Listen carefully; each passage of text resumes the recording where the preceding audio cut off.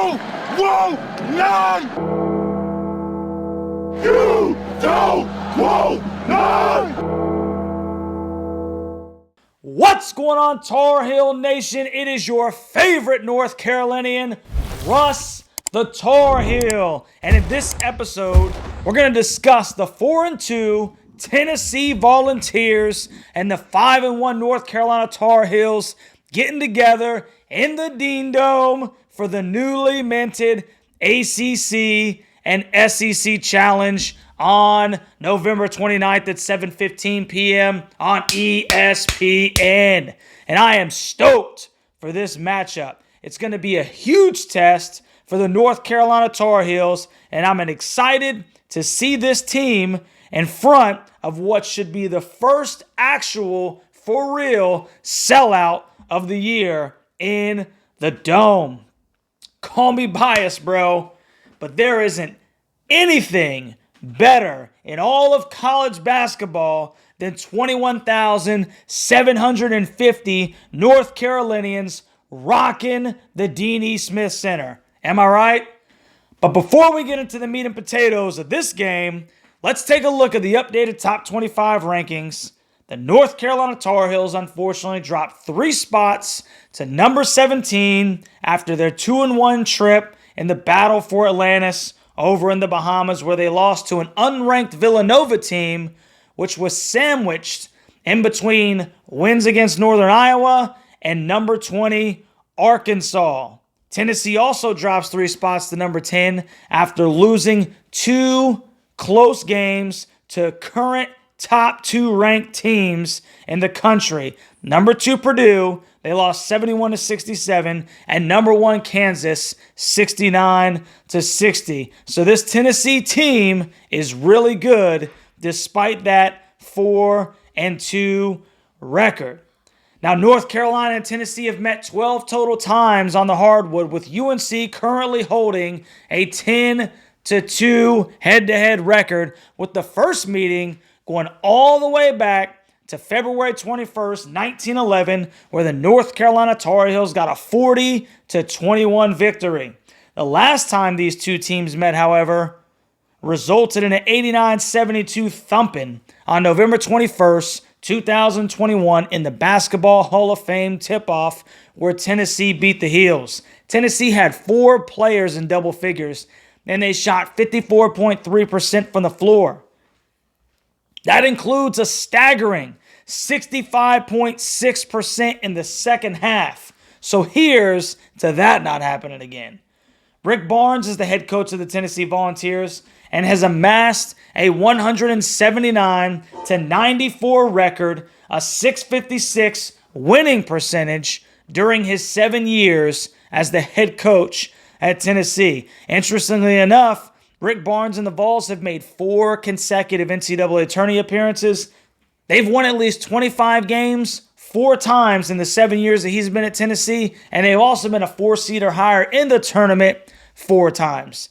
And dating back to the start of the 2017-2018 season, Tennessee leads all SEC teams with 144 total wins. And remember, Kentucky is in that same conference. So that just shows you how good Tennessee has been over the course of the last 7 years.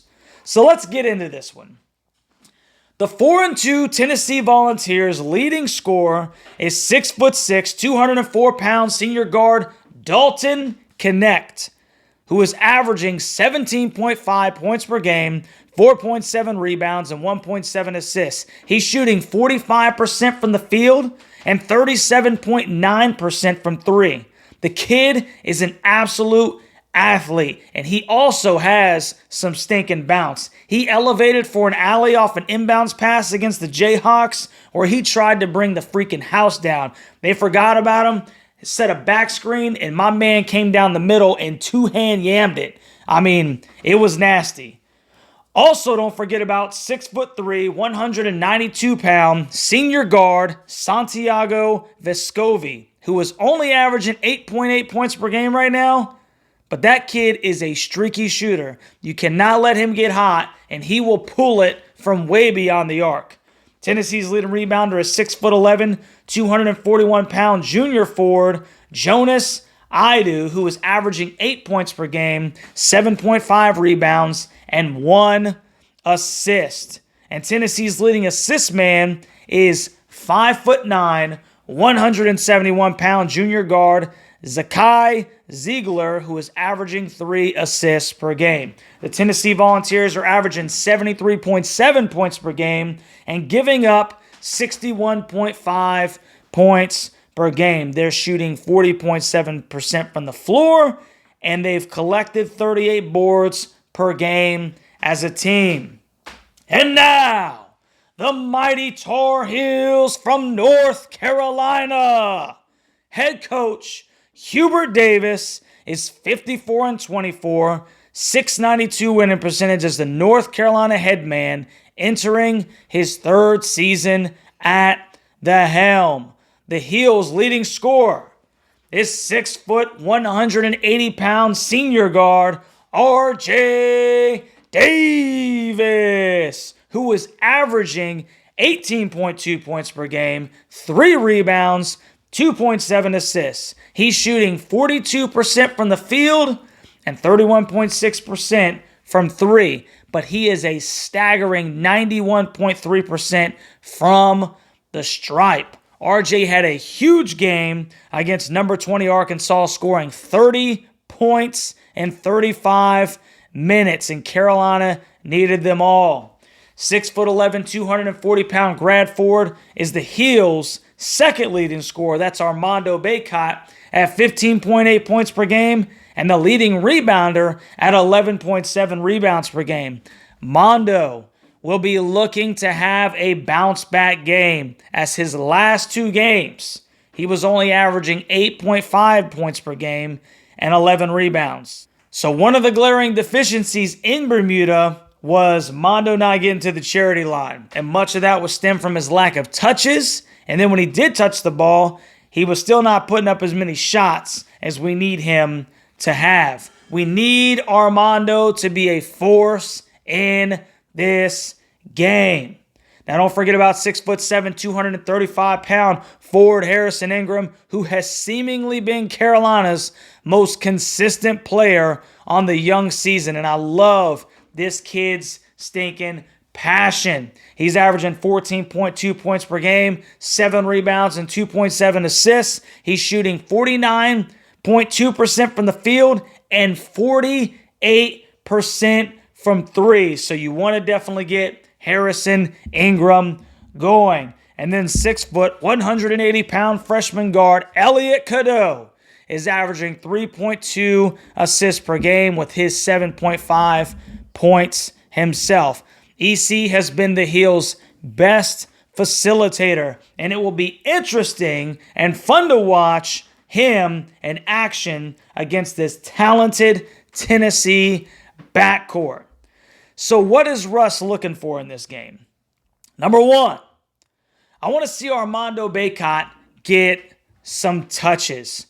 Although he had a rough last 2 games, from a scoring perspective, Bacot needs to get his feet back on the ground and become a dominant force in this game. We need Bacot banging and getting to the stripe. It is imperative to get him going for the outside game to open up. So I want some 2-man game. I want some isolations. I need Armando back to the basket, getting to the hoop, getting some boards and putbacks, and I need to see him drawing some fouls and getting to the stripe. Number 2, I'm interested in seeing who draws connect on defense. This guy is a really good basketball player. He's a natural scorer. He just finds himself in the right spot. He can shoot. He can elevate. He drives hard to the basket. You need to shut him down. And shut him down without picking up fouls and sending him to the line, which is one of Carolina's kind of things they've needed to work on since the beginning of the season, is just picking up those tic-tac fouls, and guys are fouling out of ball games early. Number 3, spot up threes. I know that was cheesy. 40% from 3, and the Heels win this game. I used to say, oh my goodness, 40%. Yeah, 40%, Heels win. If they start doubling Mondo down low on the blocks, be ready to pull it for 3. Which brings us to Russ's score prediction. Now, the ESPN matchup indicator gives the Heels a 56.7% chance of beating the Vols. Now, I want you to close your eyes for a second, and I want you to picture this, because I'm about to paint for you one of the most beautiful pictures that we've ever seen, that we love to see every year. All right, close your eyes. There's 21,750 Carolina blue clad North Carolinians. The banners are in the rafters. ESPN's in the house. It's primetime television, and a top 10 team is on our floor. That sounds good, doesn't it? That's when all is right in the world. And the Heels have an amazing opportunity to announce themselves to said world. A win here would place this North Carolina team in the same category as Kansas and Purdue, who are both top 5 teams right now, as the only teams that have beaten the Vols this year in this young season. Baycott bangs.